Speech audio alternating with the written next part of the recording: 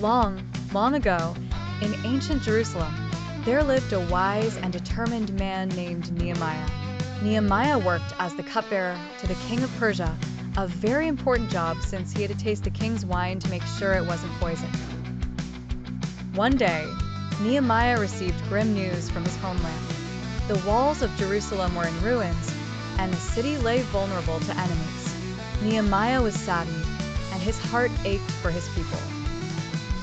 After much thought and prayer, he decided to ask the king for permission to return to Jerusalem and rebuild the city walls. "The city of my ancestors is in great trouble," Nehemiah explained to the king with respect.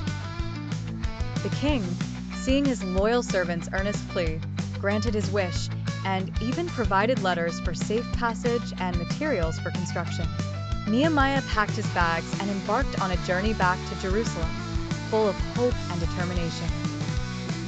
Upon reaching Jerusalem, Nehemiah surveyed the damage carefully, riding on his donkey through the broken-down streets. He realized it would be a gigantic task, but he was not afraid of hard work. Nehemiah gathered the people of Jerusalem and inspired them to join him in the effort, saying, "We must rebuild the walls to protect our city and regain our dignity." The people cheered, and soon, everyone joined together to rebuild the walls. They worked hard from sunrise to sunset, laughing and eating together, supporting one another. Not everyone wanted to see Jerusalem strong again, though. Some other rulers were unhappy about the rebuilding and tried to scare Nehemiah and his people. But Nehemiah was clever and bravely told his workers, "Do not be afraid. Our strength lies in unity. Keep a hand on your tools and another on your sword, just in case." The people listened and continued with even greater resolve.